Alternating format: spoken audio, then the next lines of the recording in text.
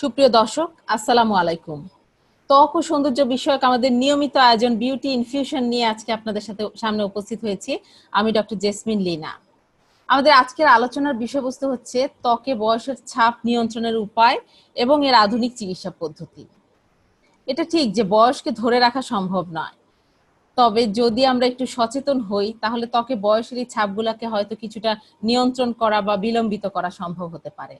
আর এ কারণে যে ধরনের জীবনাচরণ বা লাইফস্টাইল মেনে চলা উচিত সে বিষয়ে এবং এই বার্ধক্যজনিত যে সমস্যাগুলো সেগুলোর আধুনিক চিকিৎসা যেগুলো যা আছে সে বিষয়গুলো নিয়ে আজকে আমরা আপনাদের সাথে আলোচনা করব। আপনাদের সাথে এই বিষয়ে আলোচনা করার জন্য আজকে আমরা দুজন বিখ্যাত অ্যাস্থেটিক ডার্মাটোলজিস্টকে আমন্ত্রণ জানিয়েছি, যারা খুব সফলতার সাথে এই বিষয়গুলো নিয়ে কাজ করছে।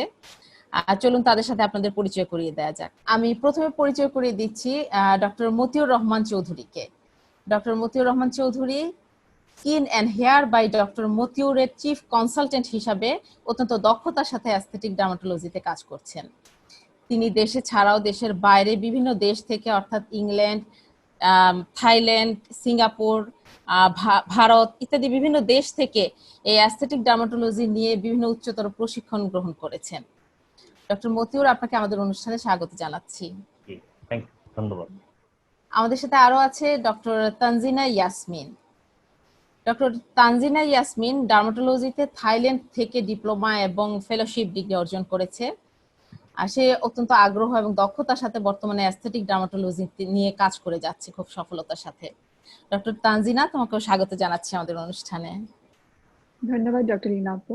আসলে যেহেতু আজকে আমাদের আলোচনার বিষয় হচ্ছে ত্বকে বয়সের ছাপ পড়া বা এইজিং যে প্রসেস, সেটা তো আমি প্রথমেই ডক্টর মতিউর রহমান ভাইয়ের কাছে জানতে চাচ্ছি যে আসলে এই ত্বকে বয়সের ছাপটা কোন বয়স থেকে পড়তে শুরু করে এবং এটা আমরা কিভাবে সচেতন হলে এই বয়সের ছাপটাকে দূর করতে পারবো? ধন্যবাদ। বয়সের ছাপ স্কিনের উপর পড়া এটা কিন্তু সমসাময়িক কোনো ব্যাপার না। এটা নিয়ে সেই অনেক আগের থেকেই মানুষজন কনসার্ন, বিশেষ করে মহিলারা। যদি আপনি ইতিহাস দেখেন, দেখবেন সেই মিশরের যখন ফারাওরা ছিল, বিশেষ করে যে সবাই আমরা যার নাম জানি, ক্লিওপেট্রাকে হচ্ছে সবাই আমরা ধরে নেই হচ্ছে সৌন্দর্যের প্রতীক হিসেবে ধরা হয়। Is a symbol of beauty ক্লিওপেট্রাকে। উনি এবং ওনার সাথে যে ওনার সমসাময়িক আমলে বা সমসাময়িক কালে যে সমস্ত রাজার রানীরা ছিলেন বা সম্রাজ্ঞীরা ছিলেন, সবাই কিন্তু এই একটা, সেটা হচ্ছে বয়সটাকে ধরে রাখা। বয়সটাকে তো ধরে রাখা যাবে না, কিন্তু বয়সের ছাপটাকে কিভাবে কমানো যায়, কিভাবে কম দেখানো যায়। আপনি দেখেন যে ক্লিওপেট্রাকে আমরা সবাই জানি, ক্লিওপেট্রা গোসল করতে দিয়ে, উনি দুধ দিয়ে গোসল করতেন, পানি ইউজ করতেন না গোসলের সময়। কেন? কারণটা হচ্ছে only for the lactic acid. দুধের মধ্যে থাকে ল্যাকটিক অ্যাসিড। উনি জানেন যে দুধ দিয়ে গোসল করলে আমার স্কিনটাতে বয়সের ছাপটা কম বোঝা যায়, বয়সটাকে তারুণ্য ভাব দেখা যায়।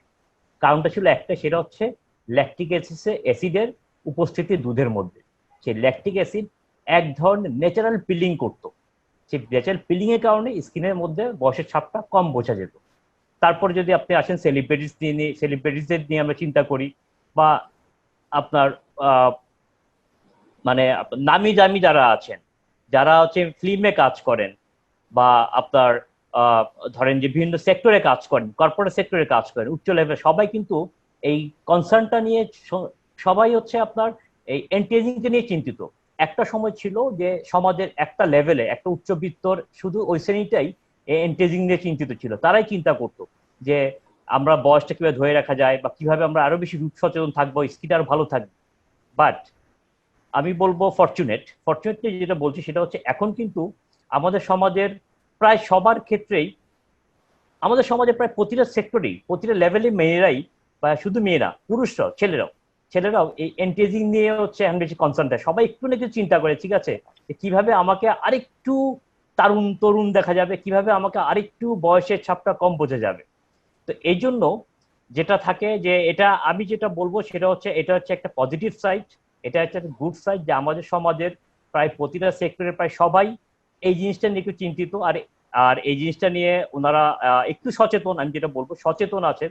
এবং এই সচেতনতার জন্য কিন্তু সব দিক থেকে সচেতনতার জন্য উনি প্রায় সব দিক থেকে ওনারা বেনিফিটেড হচ্ছে। যেমন ধরেন এই সচেতনতা, এন্টি এজিং এর সচেতনতার জন্য ওনার লাইফস্টাইলটাকে উনারা ঠিক করছেন, ওনার খাদ্যাভ্যাসটাকে ঠিক করছেন, একটা রুটিন লাইফে চলে আসছেন। এই যে এফেক্ট, এই এফেক্টটা কিন্তু শুধু স্কিনের এন্টি এজিং বললে না, পুরো বডির পুরো সিস্টেম এন্টি এজিংটার উপরই পজিটিভ একটা ইফেক্ট পড়ছে। অর্থাৎ মনে তারুণ্য থাকলে সেটা আমাদের ত্বকেও প্রকাশ পাবে, যে কারণে দেখা যাচ্ছে যে লাইফস্টাইলের একটা খুব গুরুত্বপূর্ণ ভূমিকা রয়েছে এই ক্ষেত্রে। আমি যদি মনের দিক থেকে প্রফুল্ল থাকি তাহলে সেটা অবশ্যই আমার ত্বকেও প্রকাশিত হবে। তো এই কারণে বার্ধক্য আসলে আমার যেটা মনে হয় যে বার্ধক্য আসলে শুধু ত্বকের বা চামড়ার ব্যাপার না, এটা আসলে ভিতর থেকে আসারই একটা জিনিস, যে ভিতরে আসলেই সেটা বাইরে থেকেও প্রকাশ হয়।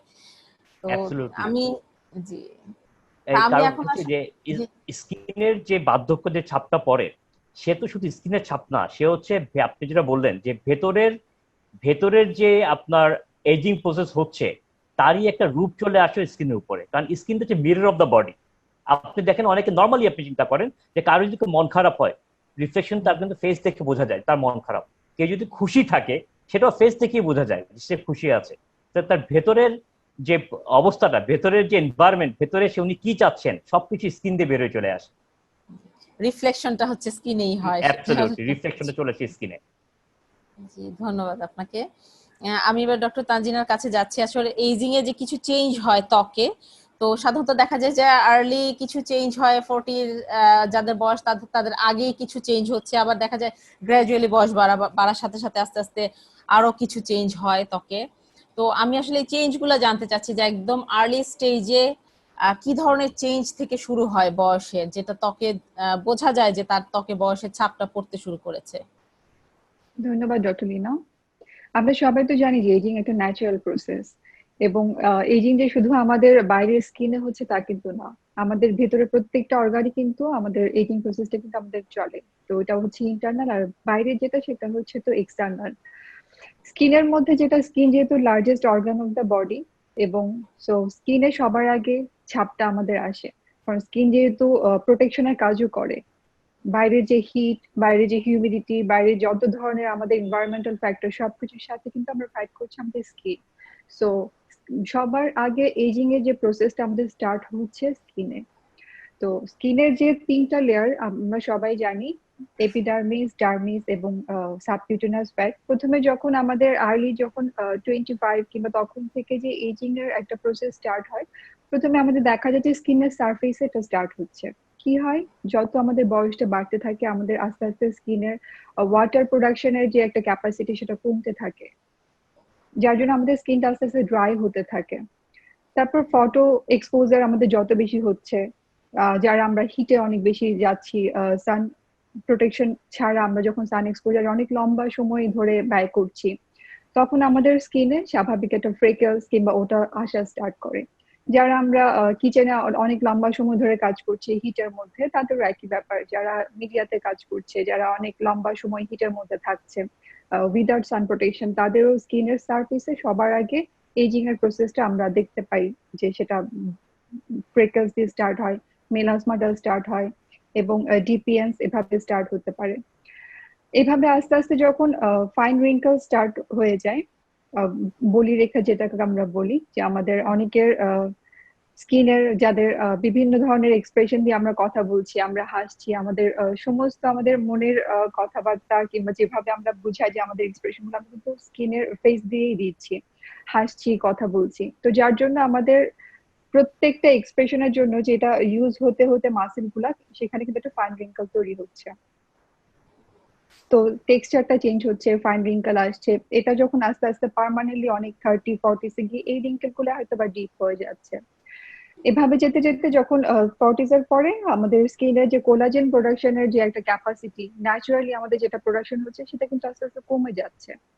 তো যার জন্য আমাদের স্কিনের যে আমাদের একটা ভলিউম যেটা ছিল সেটা কিন্তু লস হয়ে যাচ্ছে, ইলাস্টিসিটিটা কমে যাচ্ছে, আমাদের একটা ড্রুপি ফেস হয়ে যাচ্ছে, যেটা হয়তো বা আমাদের একটা চিক যেটা অনেক পাফি একটা চিক ছিল, যেটা আমাদের ম্যান্ডিবলটা অনেক টাইট ছিল, সেটা হয়তো আস্তে আস্তে লুজ হয়ে যাচ্ছে। বয়সের সাথে সাথে হয়তো বা বোনটাও আমাদের এভাবে আস্তে আস্তে রিজর্পশন হয়ে যায়। তখন দেখা যাচ্ছে যে বয়স যত বাড়ছে একটা মানুষের ফ্যাট লস হচ্ছে, ভলিউম লস হচ্ছে, রিঙ্কল চলে আসছে, টেক্সচার চেঞ্জ হচ্ছে, সো স্ট্রাকচারটা আস্তে আস্তে হয়তো বা ঝুলে যাচ্ছে। তো এভাবে আমরা এজিং প্রসেসটা দেখতে পাই। গ্রাজুয়ালি এভাবে আস্তে আস্তে এজিংটা বেড়ে হ্যাঁ, যাচ্ছে।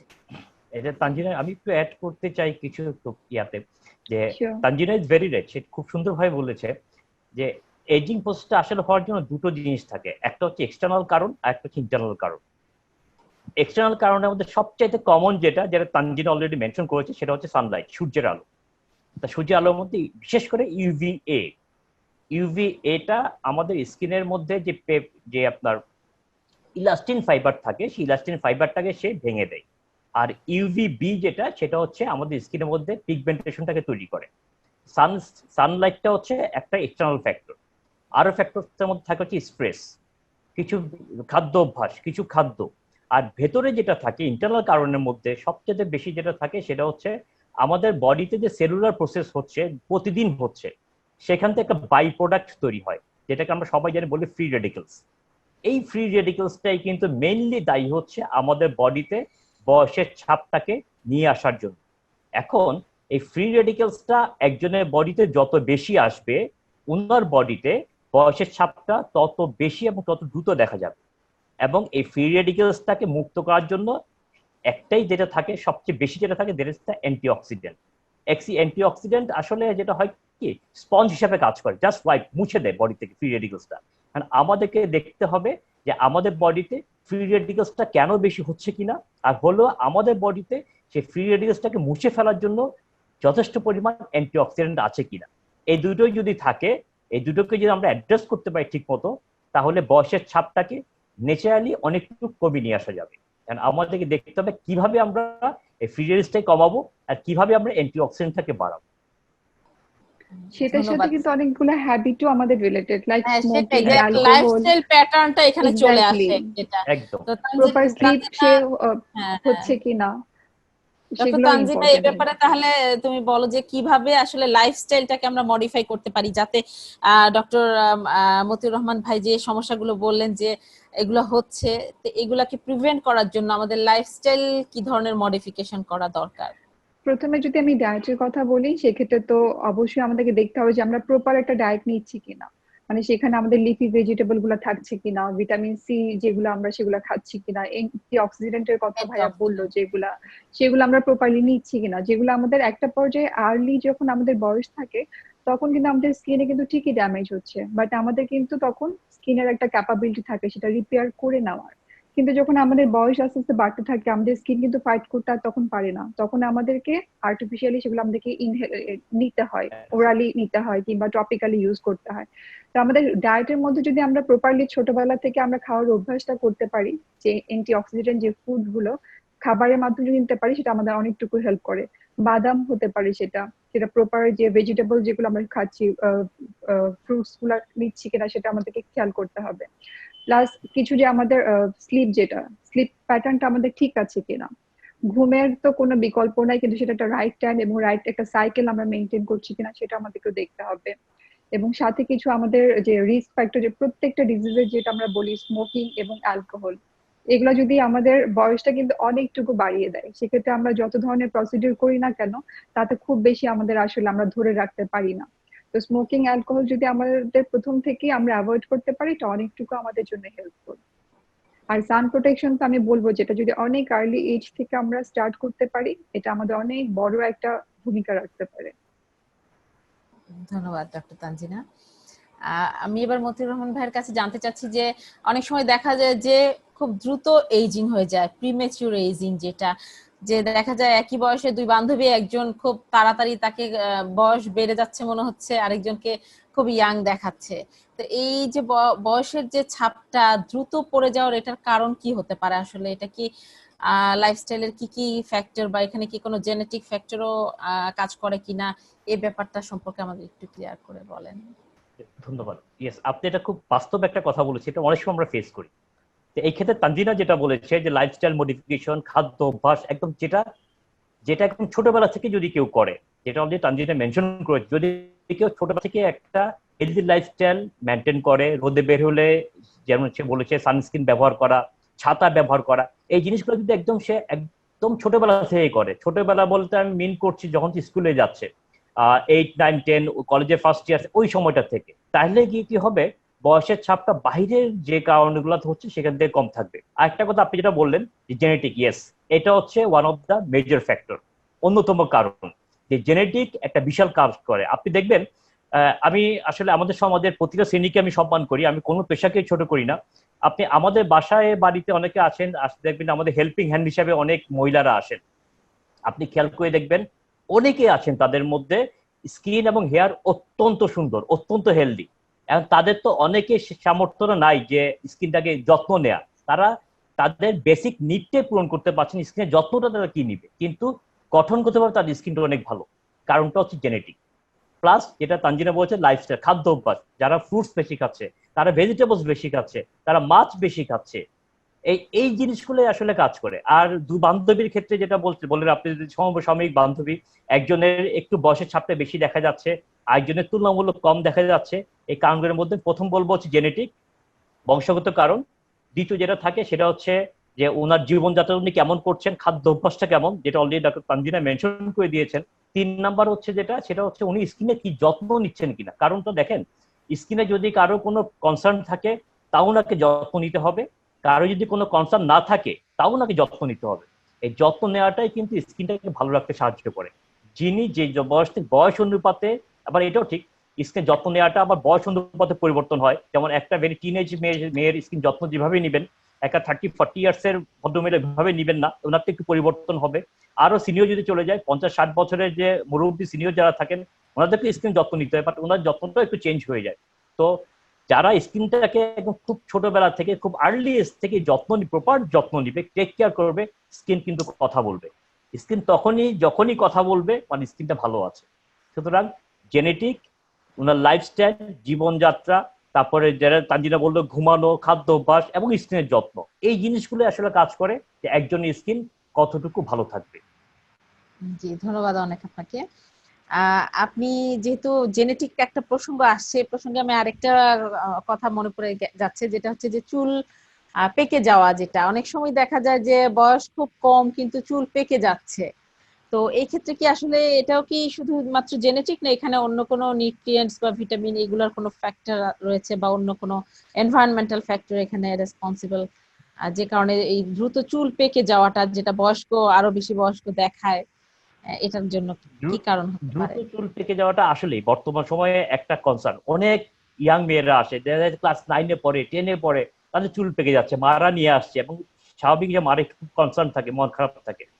এখন প্রিমেচুর গ্রেইং যেটাকে আমরা বলি, বা অপরিণত বয়সে বা দ্রুত চুল পেকে যাওয়া, এটার স্পেসিফিক কারণটা এখনো আননোন, বা জেনেটিক একটা ফ্যাক্টর, বংশগত কারণে একটা ফ্যাক্টর।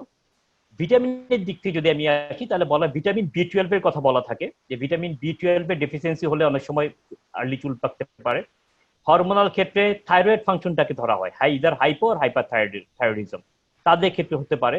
আর কিছু স্পেশাল মিনারেল যেমন জিঙ্ক এবং সেলেনিয়াম এবং সেই সাথে কপার, এই দুটোকে ধরা হয়। আর ভিটামিন D3, থিওরিটিক্যালি এই কারণগুলো, এগুলো ডেফিসিয়েন্সিকে ধরা হয় যে অপরিণত বয়সে চুলটাকে পেকে যাওয়ার কথা। কিন্তু বাস্তবে কিন্তু দেখা যাচ্ছে যে অনেককে আমি পেয়েছি যাদের চুল অপরিণত বয়সে চুল পেকে গিয়েছে, দ্রুত চুল পেকে গিয়েছে, কিন্তু এগুলো সবকিছু নর্মাল। এই ক্ষেত্রে আমার যেটা মনে হয় সেটা হচ্ছে একটা স্ট্রেস একটা factor, dietary habits, junk foods, এটা একটা ফ্যাক্টর থাকে। স্ট্রেসটা ফ্যাক্টরস অল্প বয়সে, আমাকে একজন ভদ্রমহিলা বলেছিলেন যে হ্যাঁ আমার বাচ্চা মেয়ে ক্লাস 9-এ পড়ে, ওর আবার স্ট্রেস কিসের।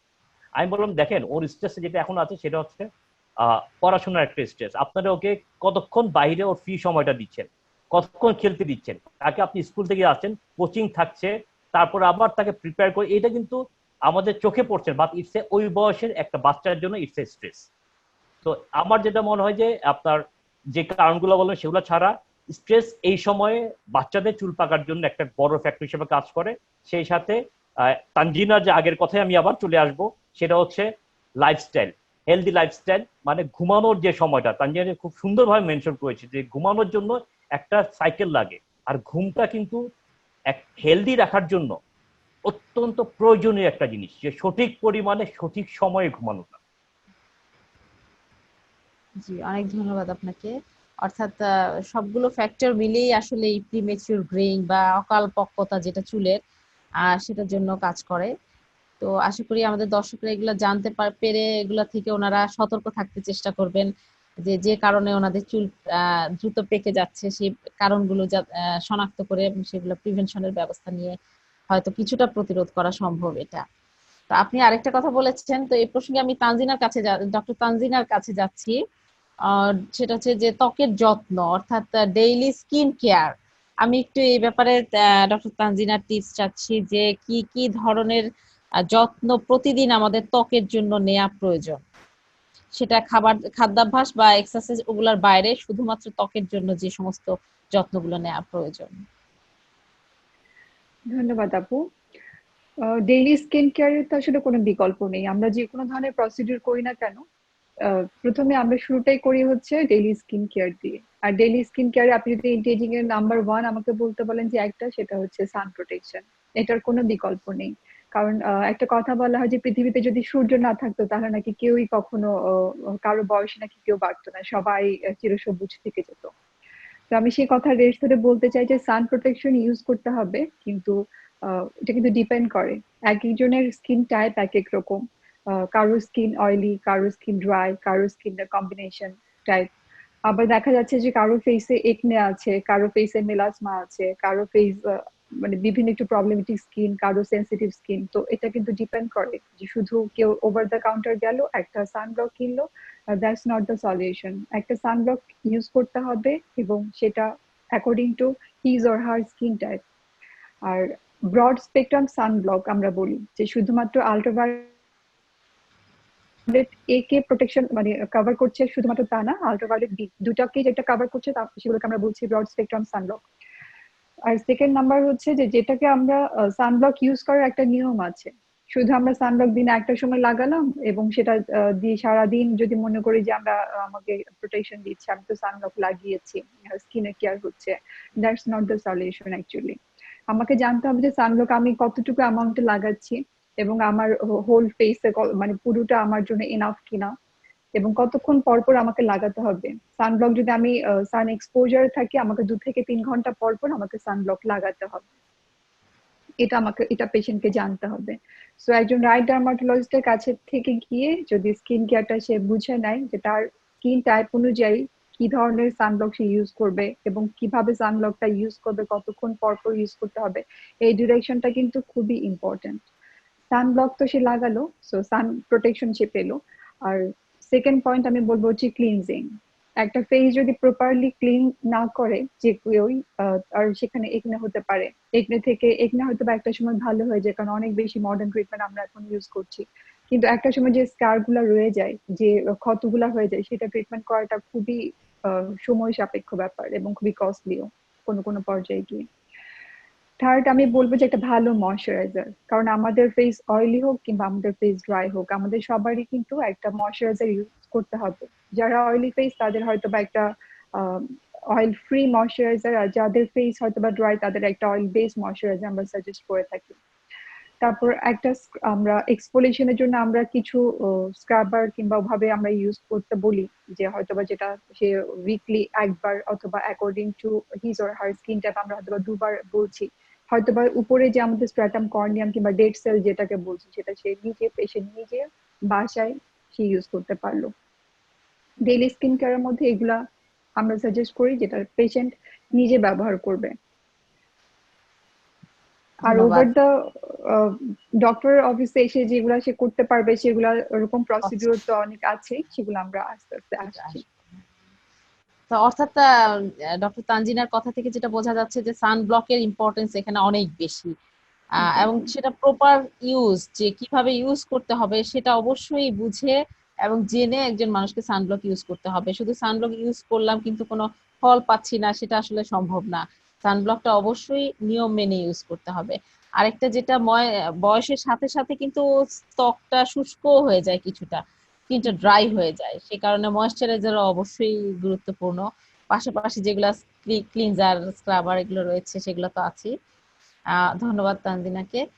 পাশাপাশি তানজিনার কাছে আমি আবার একটু জানতে চাচ্ছি যে যেহেতু পরবর্তী প্রসিডিউরের ব্যাপারটা এসেছে, যে আর্লি হুম হুম যে চেঞ্জ গুলা হয় স্কিনে, অর্থাৎ বয়সের ছাপ পড়ার কারণে যে সমস্যাগুলো হচ্ছে, তো সেই সমস্যাগুলোর জন্য আসলে চিকিৎসকের কাছে কি কি ধরনের সাহায্য পাওয়া যায়, বা কি কি প্রসিডিউরের মাধ্যমে চিকিৎসকরা এগুলো চিকিৎসা করে থাকেন?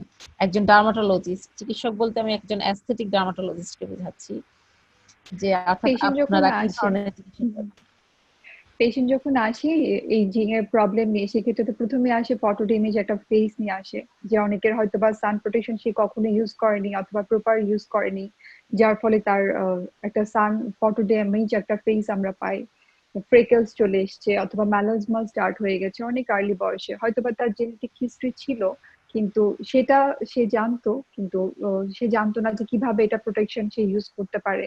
একটা পর্যায়ে লং টাইম যখন সে এইভাবে সান এক্সপোজারে ছিল, তার হয়তো বা মেলাসমাটা আর্লি বয়সে ডেভেলপ করে গেছে। আবার ফ্রেকলস তার ডেভেলপ করে গেছে, ডিপিএনস ডেভেলপ করে গেছে। তো সেই ক্ষেত্রে, এবং আরেকটা যেটা আমি বলতে চাচ্ছি, যে রিঙ্কলস ডেভেলপ করে গেছে, ফাইন রিঙ্কল যেটাকে আমরা বলি। রিঙ্কলস আমাদের আসলে যেহেতু আমরা প্রতিদিন কথায় আমরা অনেক বেশি এক্সপ্রেশন দিচ্ছি, সো রিঙ্কলস আমাদের পরে, কিন্তু সেই ফাইন রিঙ্কলটা আমাদের স্টার্ট হয়ে যায় 25 থেকে। তো এই ধরনের প্রবলেম নিয়ে পেশেন্ট যখন আসে, প্রথমে আমরা একটা প্রসিডিউর সাজেস্ট করে থাকি, সেটা হচ্ছে কেমিক্যাল পিলিং, যেটা আমাদের খুবই জনপ্রিয় এবং খুবই আহ, সহজ এবং খুবই সেফ, এবং যেটা খুবই সময় কম সময় সাপেক্ষ একটা ব্যাপার আর কি। যে পেশেন্ট শুধুমাত্র আসে, যে জাস্ট একটা অ্যাপয়েন্টমেন্ট নেয় এবং একটা প্রসিডিউর হয়তো according to his or her skin type আমরা সাজেস্ট করি, দেন সে সেটা করছে। তো সেক্ষেত্রে পেশেন্ট যখন একটা ফটো ড্যামেজ স্কিন নিয়ে আসে, তাকে আমরা দিদি স্কিন কেয়ারের পাশাপাশি কেমিক্যাল পিল খুব ভালো কাজ করে। এবং কেমিক্যাল পিল যাদের আর্লি, যখন একটা পেশেন্টের এজিং প্রসেস, রিঙ্কল স্টার্ট হয়, সেটার উপরে খুব ভালো কাজ করতে থাকে। তারপর যখন একটা পেশেন্টের ম্যালাজমা, তার ক্ষেত্রে আমরা, তাদের ক্ষেত্রে আমরা হয়তোবা সাজেস্ট করছি। একনের ক্ষেত্রে খুব ভালো আহ, কাজ করে, একনে স্কারের উপর খুব ভালো কাজ করে। যাদের আনইভেন স্কিন টোন হয়ে গেছে, কালো কালো ছোপ ছোপ, হয়তোবা কোথাও কালো কোথাও সাদা এরকম, যেহেতু সে কখনো সানব্লক ইউজ করেনি, হয়তোবা এভাবে ওপেন ঘুরেছে, তো তাদের ক্ষেত্রেও কেমিক্যাল পিলটা খুব ভালো কাজ করে। সেক্ষেত্রে আমরা বিভিন্ন ধরনের কেমিক্যাল পিল ইউজ করে থাকি। গ্লাইকোলিক পিলটা আমাদের খুবই পপুলার। আর এছাড়া অ্যাকর্ডিং টু পেশেন্টের টাইপ আমরা জেসনারটাও করে থাকি। আমরা ট্রাইক্লোরো এসিটিক অ্যাসিড, যেটা পেশেন্টের একনে স্কারের জন্য আমরা ইউজ করে থাকি। আর আরেকটা আছে যে স্যালিসাইলিক অ্যাসিড, এটাও খুব ভালো কাজ করছে পেশেন্টের জন্য, এটাও আমরা ইউজ করে থাকি। পিলিং ছাড়া কি অন্য যে প্রসিডিউর, অর্থাৎ মাইক্রোডার্মাব্রেশন বা পিআরপি, হ্যাঁ হ্যাঁ, সেগুলো পিলিং এক্ষেত্রে করা ছাড়াও হয়? আছে মাইক্রোডার্ম অ্যাব্রেশন আছে, হাইড্রোফেশিয়াল আছে, পিআরপি আছে।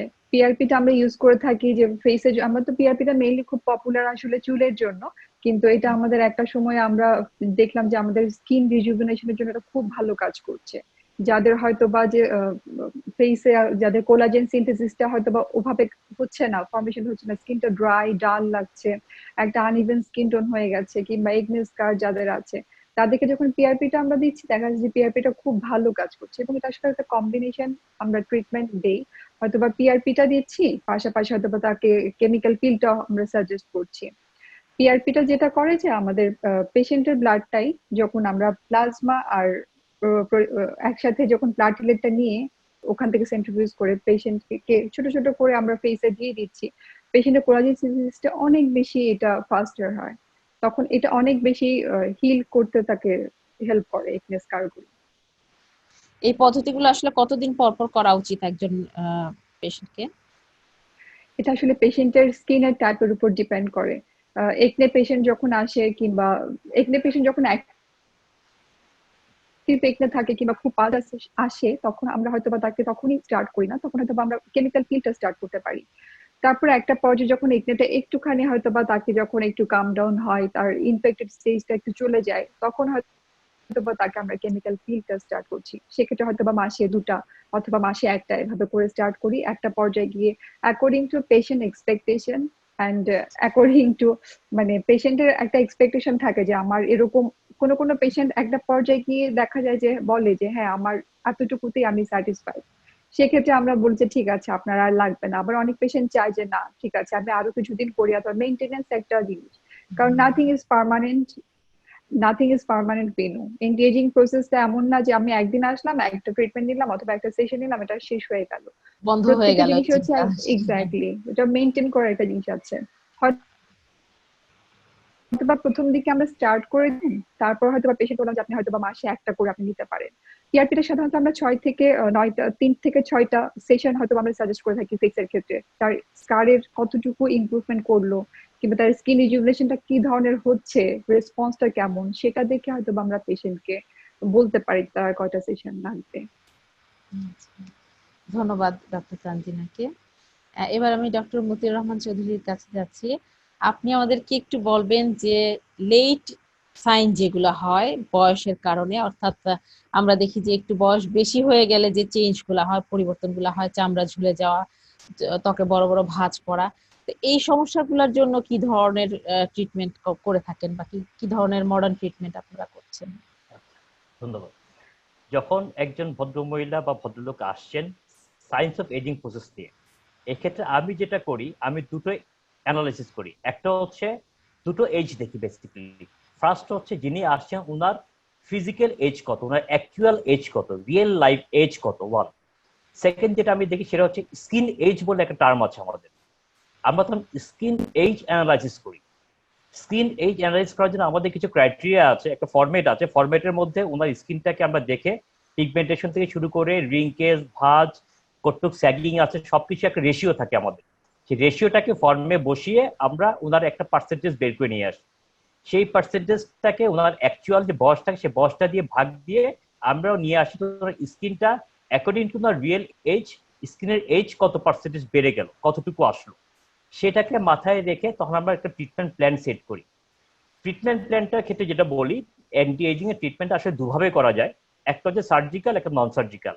বাট তানজিনা যে কথা বলো, nothing is permanent, true, nothing is permanent. Ageing প্রসেসকে কেউ জিরো করতে পারবে না, স্টপ করতে পারবে না। এখন কেউ যদি সার্জিক্যাল কোনো প্রসিডিওরে করে, তাও কিন্তু একটা সময় গিয়ে আবার সে বয়সের ছাপটা চলে আসবে। আর আমরা যেটা করি সার্জিক্যাল প্রসিডিউরটা ডেফিট আমি কখনো তুলনা করব না সার্জারি নন সার্জারির সাথে। সার্জিক্যাল প্রসিডিউরটা আমাদের কসমেটিক সার্জনরা করছেন, ইজ ভেরি গুড, আলহামদুলিল্লাহ ইজ ভেরি গুড। আমরা যে অ্যাস্থেটিক ডার্মাটোলজি যেটা করি সেটা হচ্ছে non surgical procedures. Non surgical প্রসিডিউরসটার ক্ষেত্রে আমরা দেখি যে ওনার স্কিন এজ এবং রিয়েল এজ অনুযায়ী ওনার স্কিনের কি কি জিনিস এখন দেখা যাচ্ছে। আমরা একদম ফোরহেড থেকে শুরু করি, রিঙ্কেলস যেটা সবচেয়ে বেশি চোখে পড়ে, রিঙ্কেলস, ফাইন লাইন্স। রিঙ্কেলসে যখন কারো থাকে তখন আমরা দেখি যে রিঙ্কেলসটা কি ওনার সবসময় থাকছে নাকি ওইটা হচ্ছে এক্সপ্রেশন লাইন। রিঙ্কেলস দু ধরনের থাকে, একটা হচ্ছে এক্সপ্রেশন লাইন। এক্সপ্রেশন লাইন হচ্ছে উনি যখন এক্সপ্রেশন দিচ্ছেন, যাকে উনি কুচকাচ্ছেন, ভুরু করছে, তখন রিঙ্কেলস অ্যাপিয়ার হচ্ছে। This is the expression line. Expression line ট্রিটমেন্টটা আমরা একটু কম অল্প পিছন থেকে করি। আর কারো আছে স্ট্যাটিক লাইন, যে ঠিক আছে ওনার কোনো এক্সপ্রেশন ছাড়াই রিঙ্কেলসটা বোঝা যাচ্ছে, তখন আমরা একটু এগ্রেসিভ ট্রিটমেন্ট করি। তারপর যেটা দেখি সেটা হচ্ছে ওনার মিড ফেস থেকে lower face. Mid face means আমরা এখান থেকে শুরু করে লোয়ার ফেস, এইখানে সাথে একটা ফাই আছে, গোল্ডেন রেশিও আছে, ফাই গোল্ডেন রেশিওর সাথে মিলে কতটুকু উনি ডুপি আসে, সেটার উপর নির্ভর করে ট্রিটমেন্টগুলো সেট করি। এখন আমরা দেখি কি কি ট্রিটমেন্ট আছে। সবচেয়ে বেসিক রিঙ্কেলসের জন্য যদি হয়, সবচেয়ে পপুলার ট্রিটমেন্ট হচ্ছে Botox, botulinum toxin. Botox is a brand name, আর এটা এখন হয়ে গেছে সবাই বটুলিয়াম টক্সিন মানে বোটক্সই বলে, বাট বটুলিয়াম টক্সিনে অনেকগুলো ব্র্যান্ড আছে, বাট আমি পার্সোনালি কমফোর্টেবল থাকি হচ্ছে বোটক্সে। বোটক্সের উপরে কমফোর্টেবল থাকি। রিঙ্কেলস থাকলে বোটক্সে আমরা চলে আসি, এবং ফোর হেড থেকে শুরু করে জল চিন পর্যন্ত রিঙ্কেলসের জন্য বোটক্স। তারপর আমরা দেখছি এখানে স্যাগিং চলে আসছে, লাফ লাইন এ স্যাগিং আসছে, আন্ডার আই এর ড্রুপি, টিয়ার থ্রো আসছে, তখন আমরা চলে আসছি হচ্ছে ভলিউম ফিলার্স। ফিলার্স দিয়ে জাস্ট লিফট করা ফিলার্স। ফিলার্সটা আবার দুভাবে করি, কিছু ফিলার্স আমরা ডিপে দিয়ে দিই ভলিউম নিয়ে আসার জন্য, একদম বোন টাচ করে করে গ্লাস ফর্মে দিয়ে দিই।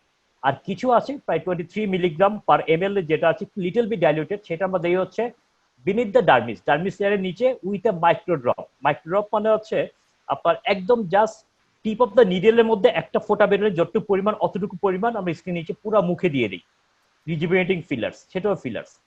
তারপর যেটা থাকছে সেটা হচ্ছে দেখা যাচ্ছে যে আমরা এখানে বোটক্সের রিঙ্কেলস কমালাম, এখানে ফিলার্স দিলাম, ভলিউম দিয়ে লিফট হলো, but owner middle, lower middle third থেকে লোয়ার থার্ড এইখানে স্যাগিংস চলে আসলো, তখন আমরা ইউজ করি হচ্ছে থ্রেড লিফট। থ্রেড লিফটটা হচ্ছে এক ধরনের থ্রেড, এটা পিডিও লিফট থাকে, আবার পিসিসিএল থাকে। আমি কমফোর্টেবল থাকি পিসিএল লিফটটা থ্রেডটা ইউজ করতে। যেটা কার্ডিয়াক সার্জনরা ইউজ করে ডিউরিং দ্য সিএবিজির সাথে ইউজ করে, যে কার্ডিয়াক সার্জনরা যে component, same component, very safe. এক্ষেত্রে যখন আমি চাই হচ্ছে একদম ট্রু লিফটিং, হাত দিয়ে আমি টেনে লিফট করব, সেক্ষেত্রে আমার কমফোর্টেবল থাকে হচ্ছে সিলোহেটি অথবা বার্ব থ্রেড, যে থ্রেডের মধ্যে কিছু অ্যাঙ্কর থাকে, অ্যাঙ্কর দিয়ে জাস্ট লিফট করা। লিফট করার পর আমি চাই হচ্ছে এখানে সাপোর্ট দিতে, যাতে লিফটিংটা থেকে যায় প্লাস নতুন কোলাজেন টিস্যু তৈরি হয়। তার জন্য দিয়ে হচ্ছে প্লেইন মনো থ্রেড, পিডিও থ্রেড, একদম মনো থ্রেড অনেকগুলো দিয়ে দিই। মনো থ্রেডটা স্কিনের ভিতরে গিয়ে যেহেতু ট্রমাটাইজ করে, কোলাজেন টিস্যু তৈরি করে, ইলাস্টিন টিস্যু তৈরি করে। আর থ্রেড লিফটটা গিয়ে জাস্ট সাবকিউটাস লেয়ারের নিচের থেকে মাসেলের উপরে একটা অ্যাঙ্কর করে লিফটিং করে দেয়। সো যদি বলি অ্যান্টি এজিং এর ক্ষেত্রে বোটক্স, ফিলার, থ্রেড লিফট, এটা হচ্ছে একদম চোখে দেখার মতো। তারপর যেটা আমরা করি সেটা হচ্ছে মেনটেনেন্স। মেনটেনেন্সের ক্ষেত্রে one of the safest procedure যেটা, সেটা হচ্ছে প্লেটলেট রিচ প্লাজমা, পিআরপি, যেটা আমরা সবাই জানি। সেকেন্ড টু যেটা আমি ইউজ করি যেটা, সেটা হচ্ছে high intense focal ultrasound, HIFU, HIFU. হাইফুটাও ভালো, এগুলো সব কিন্তু মেনটেনেন্সের জন্য। নেক্সট যেটা আমি করি সেটা হচ্ছে লেজার জেনারেটর, আপনার লং পালস এমডিএক্স যেটা আছে 1064 ন্যানোমিটার, তাকে একটা ফ্র্যাকশনেটেড ডিভাইস দিয়ে জাস্ট স্ক্রিনের নিচে ধরেন 43 থেকে 49% ডিগ্রি সেন্টিগ্রেড হিট দিয়ে দেওয়া হয় স্ক্রিনের নিচে।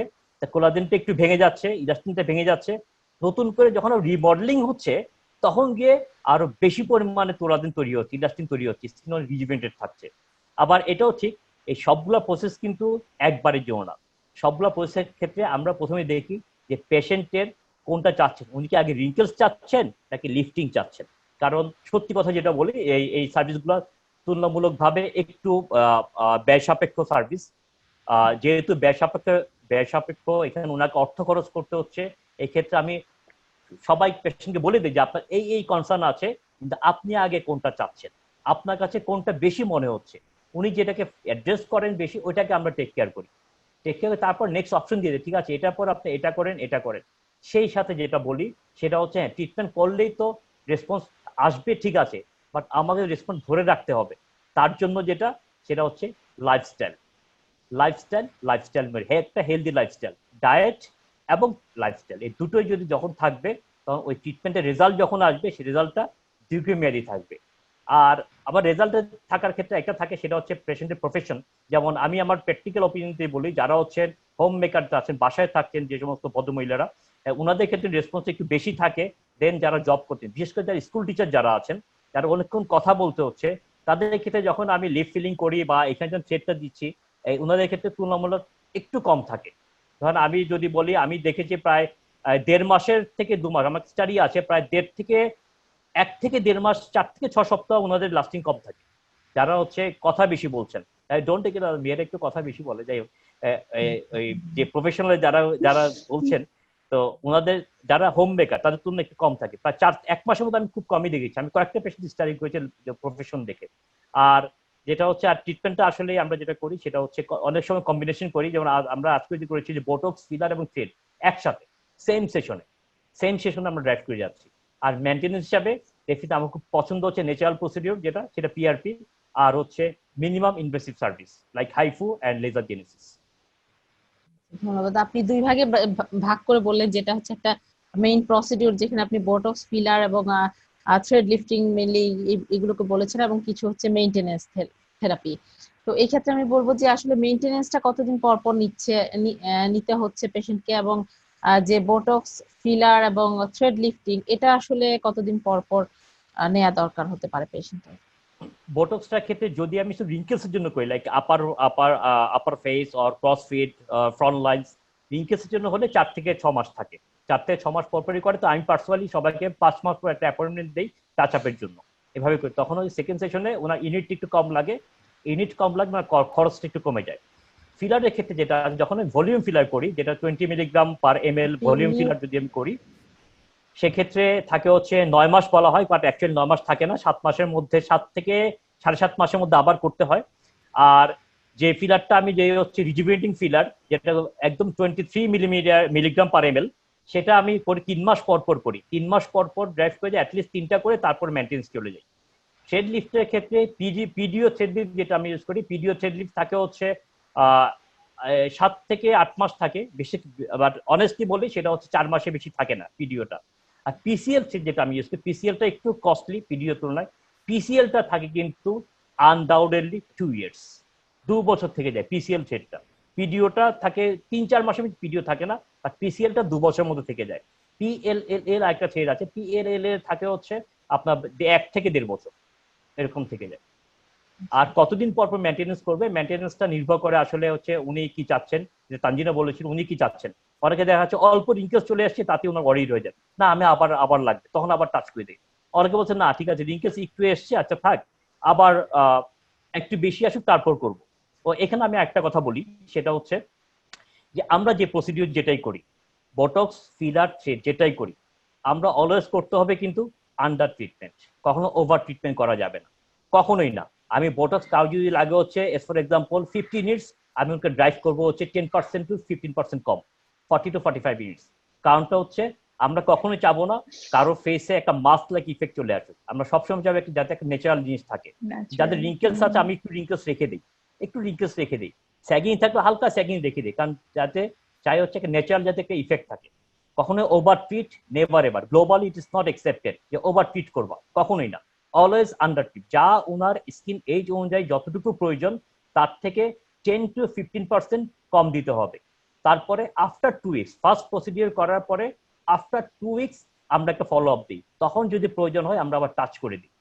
কারণ টাচ আপ করা যায়, আমি বের করতে পারবো না, আমি ওভার বেশি দিয়ে দিলাম, আমি বের করতে পারবো না, বাট 2 সপ্তাহ পরে টাচ করা যায়। সুতরাং অ্যাস্থেটিক প্রসিডিওরের ক্ষেত্রে আমরা অলওয়েজ সেশন করার পরে 2 উইকস পর আমরা একটা ফলো আপ দিই, এবং that is for the only for if needed touch up. আর অনেকে যদি ভালো থাকে তাহলে আর কিছুই লাগে না, উনি আবার সেই 4 থেকে 6 মাস বা যেভাবে চাচ্ছে ওইভাবে ম্যানেজ করে যায়। অর্থাৎ এতক্ষণ ডক্টর মতিউর রহমান চৌধুরীর আলোচনা থেকে আমরা যেটা জানতে পারলাম, বুঝতে পারলাম যে একজন পেশেন্টকে তার যে প্রসিডিউর গুলো করতে হবে তার বার্ধক্যের জন্য বা এজিং এর কারণে, তার আগে তাকে অবশ্যই পুরো ব্যাপারটা সম্পর্কে কাউন্সিলিং করে নিতে হবে। তার কিভাবে পদ্ধতিগুলো করতে হবে, তার খরচ কিরকম হতে পারে, সবকিছু নিয়ে ওভারঅল একটা কাউন্সিলিং করে এবং পেশেন্টের এক্সপেকটেশনটা বুঝে নিয়ে সে অনুযায়ী একটা কম্বাইন্ড প্ল্যান করে তারপর এই পদ্ধতিতে চিকিৎসাগুলো করতে হবে। এটাই হচ্ছে আসলে, এটা কোনো ইন্ডিভিজুয়াল একটা চিকিৎসা করলাম শেষ হয়ে গেল সেটাই না, এটা আসলে একটা কম্বাইন্ড প্ল্যানিং এর উপর, সবকিছু মিলিয়ে একটা কম্বাইন্ড প্ল্যানিং এর উপর পুরো ট্রিটমেন্ট। আমি জানতে চাচ্ছি যে যে পদ্ধতিগুলো আপনি করছেন, এই পদ্ধতিগুলাতে কি কোনো ধরনের পার্শ্ব প্রতিক্রিয়া হওয়ার সম্ভাবনা আছে কিনা, বা আপনি কি কোনো ধরনের পার্শ্ব প্রতিক্রিয়া পেয়ে থাকেন কিনা রোগীদের ক্ষেত্রে? আচ্ছা, এই ক্ষেত্রে বলি, প্রথম যেটা বলি পার্শ্ব প্রতিক্রিয়া প্রতিটা ট্রিটমেন্টের ক্ষেত্রে থাকে, কিন্তু প্রশ্ন হচ্ছে এটা নিরাপত্তা, সেফটি নির্ভর করে হচ্ছে যিনি করছেন উনি কতটুকু জানেন প্রসিডিউরটা সম্পর্কে, 1 নাম্বার। 2 নম্বর হচ্ছে যার কাছে করছি ওনার অ্যাকচুয়ালি ওনার ইন্ডিকেশন আছে কিনা, প্রয়োজন আছে কিনা। যেটা আগে বললাম, ওভার ট্রিট করলে কিন্তু পার্শ্ব প্রতিক্রিয়া চলে আসবে। 2 নম্বর যেটা থাকে সেটা হচ্ছে যে যিনি করছেন উনি যদি জানেন ট্রিটমেন্ট প্রসিডিউর সম্পর্কে, সবগুলো স্টেজ সম্পর্কে, তাহলে উনি যে একদম নিরাপত্তা সেফটি এনশিওর করেই করবেন। তারপর কিছু কিছু থাকে, যেমন বোটক্সটা যদি ঠিক মতো করা না হয় তাহলে সবচেয়ে কমন যে পার্শ্ব প্রতিক্রিয়া হয় সেটা হচ্ছে টোসিস। যদি ফোরহেডে কেউ করে, আপার আইলিডটা একটু ঝুলে পড়ে, টোসিস হয়। তারপরে হচ্ছে যদি ঠিক মতো করা না হয়, দেখা যাচ্ছে আইব্রাউটাকে হয়তো একটু লিফট হয়ে গেল, ডক্টর স্পার্কসের মতো। সেই আপনার ডক্টর স্পার্কসই তো ছিল তাই না, স্টার ট্রেকের যে ডক্টর স্পার্কস, ওনার মতো আইব্রোটা হয়ে যেতে পারে যে ঠিক মতো করা না হয়।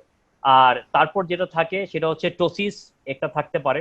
ফিলারের ক্ষেত্রে এটা, আর বোটক্সে এগুলো হতে পারে, তবে এই দুটোই কিন্তু রিভার্সেবল, দুটোই ঠিক করে ফেলা যায়, কোনো একদম নর্মালি ঠিক করে ফেলা যায়।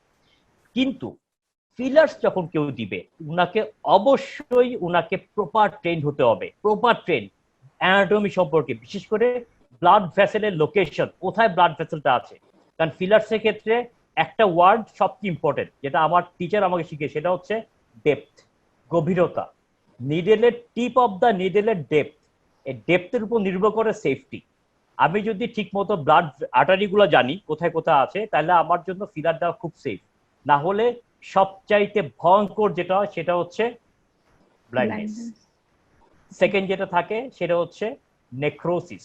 এই দুটো কমন। নেক্রোসিসের ক্ষেত্রে সবচেয়ে কমন এরিয়া হচ্ছে tip of the nose filler যদি কেউ করে, আর হচ্ছে লিপ, কমন সবচেয়ে ভয়ঙ্কর জায়গা।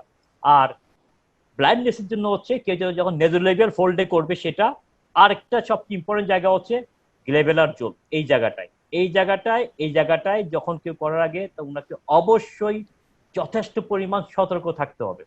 আর যদি খুব ঠিক মতো করা হয় তাহলে এই যে কোনো সার্ভিসগুলা খুবই সব। আর থ্রেড লিফটের ক্ষেত্রে অ্যাকচুয়ালি কোনো পার্শ্ব প্রতিক্রিয়া থাকে না, কারণ এটা দেওয়ার পর এটা কোনো ব্লাড ভেসেলে কগুলে আপনার ব্লক করে না, কিছুই না। এটা হলে যেটা থাকতে পারে কিছুদিনের জন্য একটু লালচে ভাব থাকতে পারে, ব্রুইশ হতে পারে, যেটা 7 থেকে খুব বেশি হলে 10 দিন থাকে, চলে যায়। আমার একটা পেশেন্টের ব্রুইশ হয়েছিল ডাবল চিন করার সময়, ওনার ছিল হচ্ছে প্রায় 20 দিনের মতো। আর অন্য কোনো ফিলার্স বা বোটক্স কোথাও এখন পর্যন্ত আলহামদুলিল্লাহ কোনো কমপ্লিকেশন পাই নাই, কোনো অ্যাডভার্স ইফেক্ট কারো হয় নাই আলহামদুলিল্লাহ। সামনে কি হবে জানি না, তবে আশা করি হবে না ইনশাল্লাহ। ইনশাল্লাহ হবে না আশা। আপনারা অভিজ্ঞভাবেই কাজগুলা করছেন, দক্ষতার সাথেই কাজগুলা করছেন এবং করতে করতে আরো দক্ষতা বাড়ছে, অভিজ্ঞতা বাড়ছে। কাজেই আশা করা যায় যে এগুলো থেকে তেমন কোনো ধরনের পার্শ্ব প্রতিক্রিয়া হওয়ার সম্ভাবনা নেই। তো আমি আসলে শেষ পর্যায়ে প্রায় চলে এসেছি। আমি ডক্টর তানজিনার কাছে শেষ যেটা জানতে চাচ্ছি যে এই পদ্ধতিগুলা করা এবং মেইনটেনেন্সের জন্য জেনারেল একটা জাস্ট কিছু টিপস আমি জানতে চাচ্ছি যে এই পদ্ধতিগুলা কি আসলে একজন মানুষের করা প্রয়োজন, বা করলে তার আসলে কতটুকু করা প্রয়োজন, এই ব্যাপারে একটা কিছু জানতে চাচ্ছি। আচ্ছা, আমি প্রথমে যে বলেছি যে এজিংটা যে স্টার্ট হয় যে সাইনগুলো 25 থেকে, তখন একটা মানুষের শরীরের যে স্কিনের যে একটা ক্যাপাবিলিটি থাকে, আমাদের যে ড্যামেজ গুলা হয় সেটা রিপেয়ার করে দেওয়ার মতো। কিন্তু যখন বয়স বাড়তে থাকে 30-40, তখন তখন যে চেঞ্জ গুলা হয় তখন কিন্তু ফ্যাট গুলা লস হতে থাকে, তখন কোলাজেন উইক হতে থাকে, কোলাজেন লস হতে থাকে, ইলাস্টিন গুলা লস হতে থাকে। তো আমাদের দেখা যায় যে আমাদের রিঙ্কেল, ফাইন রিঙ্কেল গুলো যখন ডিপ হতে থাকে, আস্তে আস্তে আমাদের ওগুলো মানে স্ট্যাটিক রিঙ্কেল হয়ে যায়। তখন কিন্তু আমাদের স্কিনের আর ওই ক্যাপাবিলিটি থাকে না যেটা অটোমেটিক্যালি এটা রিপেয়ার করে দেওয়ার জন্য। তো তখন আমাদের ডেইলি যে স্কিন কেয়ার, আমি যেটা বলেছি, আমরা যে কোনো প্রসিডিউর করি না কেন ডেইলি স্কিন কেয়ারে তো কোনো বিকল্প নেই। ডেইলি স্কিন কেয়ার চলতেই থাকবে, সেটা তখনও, সেটা 25-এ হোক, সেটা 30-তে হোক, সেটা 40-তে হোক, ডেইলি স্কিন কেয়ারের কোনো বিকল্প নেই। কিন্তু সাথে আপনি আপনার যে লসটুকু হয়ে গেছে 30-তে, আপনার স্কিনে যে টেক্সচার, কিংবা 40-তে আপনার স্কিনে যে টেক্সচার কিংবা যে লস গুলো, সেটা আপনার ফিল আপ করার জন্য আপনি কিন্তু শুধুমাত্র skin care is not enough for you. তখন অবশ্যই আপনার রিঙ্কেলের ট্রিটমেন্টের জন্য আপনার বোটক্স প্রয়োজন, তখন কিন্তু আপনার যে ভলিউম লস হয়ে গেছে সেটার জন্য আপনার ফিলার প্রয়োজন, আপনার থ্রেড লিফট প্রয়োজন, আপনার according to your skin texture আপনার পিআরপি প্রয়োজন, আপনার হাইড্রোফেশিয়াল প্রয়োজন। অবশ্যই আপনার স্কিনের টেক্সচার এবং স্কিনের লস অনুযায়ী আপনার, আমরা কি করি ডার্মাটোলজিস্ট, আমরা যে আপনার বিউটিটা যেটা লস হয়েছে আমরা হয়তো বা সেটাকে আমরা কভার করে দিচ্ছি উইথ আওয়ার লেটেস্ট যে প্রসিডিউর গুলো। তো সেটা অবশ্যই পেশেন্টের, আমরা ওভার করছি না, যেটা ভাইয়া বললো একটু আগে, যে আমরা যদি পেশেন্টকে বোঝাতে হবে যে তার এক্সপেকটেশন, অনেক পেশেন্ট অনেক সময় এসে বলে যে না আমরা আমাদের লিডটা আমি অনেক বেশি চাই। তো তার যতটুকু লস হয়ে গেছে তার আমরা সেটা ফিল আপ করে দিতে পারি, তার যতটুকু বোনস লস হয়ে গেছে আমরা তুমি সেটাকে ফিল আপ করে দিতে পারি, তার ফাইন রিঙ্কেল গুলোকে, তার স্ট্যাটিক রিঙ্কেল গুলোকে আমরা কভার করে দিতে পারি। কিন্তু যদি আমরা ওভার করি, যদি তাকেই চেনা না যায়, তার মতোই না লাগে, তাহলে কিন্তু সেটা তাকে আর বিউটিফুল লাগলো না, কিংবা তার বিউটিটা আর তাকে তার মতো লাগলো না। তো আমাদের অবশ্যই সবসময় চেষ্টা থাকে যে ন্যাচারাল, যেটা ন্যাচারাল লুক কিংবা যে গ্রেসফুলি, যেটা আমাদের এজিংকে আমরা কখনোই স্টপ করতে পারবো না, প্রথমে আমি বলেছি। তো গ্রেসফুলি যে এজিং হওয়া, যদি সেভাবে হওয়া যায় ন্যাচারাল লুক, সেটা কিন্তু মোর মানে অ্যাপ্রিসিয়েটেবল মডার্ন আমাদের যুগে আর কি। তো অবশ্যই এই সমস্ত প্রসিডিউর আমাদের প্রয়োজন আছে, পেশেন্টের উপর ডিপেন্ড করে, পেশেন্টের স্কিনের টাইপের উপর ডিপেন্ড করে। আমাদেরকে পেশেন্টকে বোঝাতে হবে, পেশেন্টকে আমাদের কাছে আসতে হবে, আর এই সমস্ত কিছু আমাদের বাংলাদেশে ওয়াইডলি হচ্ছে, ইটস ভেরি সেফ। ধন্যবাদ ডক্টর তানজিনা। আসলে সৌন্দর্যকে ধরে রাখার চেষ্টা প্রত্যেকটা সচেতন মানুষেরই রয়েছে। একই সাথে যে ত্বকের বয়সের ছাপ যেটা পড়ে যাচ্ছে সেটাকে কমিয়ে আনার চেষ্টা, এবং বয়সকে ত্বকে দীর্ঘদিন ধরে তারুণ্যকে ধরে রাখার চেষ্টা, এটাও প্রত্যেকটা সচেতন মানুষেরই রয়েছে। তাই আমরা আশা করব যে মানুষ আরো সচেতন হবে, যেটা শুরুতেই ডক্টর মতিউর রহমান চৌধুরী ভাই বলেছেন যে মানুষের মধ্যে এখন সচেতনতা অনেক বেড়ে যাচ্ছে। তো আমরা আশা করব মানুষ আরো সচেতন হবে এবং এই ব্যাপারগুলো নিয়ে আরো বেশি আগ্রহী হবে, এবং এগুলো সম্পর্কে ওনারা একটা স্বচ্ছ ধারণা নিয়ে তারপরে এই কাজগুলো করবেন বা এদিকে এগিয়ে যাবেন। আপনাদের দুজনকে অসংখ্য ধন্যবাদ আমাদেরকে সময় দেওয়ার জন্য। অত্যন্ত মূল্যবান সময় দিয়ে আমাদের সাথে ছিলেন এতক্ষণ এবং আমাদের দর্শকদেরকে অনেক গুরুত্বপূর্ণ পরামর্শ দিয়েছেন। আপনাদের অনেক ধন্যবাদ। ভালো আপনাকে থাকবেন। অনেক ধন্যবাদ ডক্টর লিনা আপু। মতিউর রহমান ভাইকে অনেক ধন্যবাদ তাই সঙ্গে জয়েন করার জন্য। প্রিয় দর্শক, আশা করি এই দুজন অ্যাস্থেটিক ডার্মাটোলজিস্টের কাছ থেকে আপনারা ত্বকে বয়সের ছাপকে বিলম্বিত করার জন্য বেশ কিছু টিপস পেয়েছেন এবং একই সাথে আধুনিক চিকিৎসা পদ্ধতি যেগুলো রয়েছে সেগুলো সম্পর্কে আপনারা ধারণা পেয়েছেন। তা আশা করি সুস্থ এবং সুশৃঙ্খল ভাবে জীবন যাপনের মাধ্যমে দীর্ঘদিন ধরে আপনারা আপনাদের তারুণ্যকে ধরে রাখতে পারবেন। এই কামনা করি আমি আজকের মতো বিদায় নিচ্ছি। আপনাদের সাথে আবার দেখা হবে। ধন্যবাদ দর্শক সবাইকে।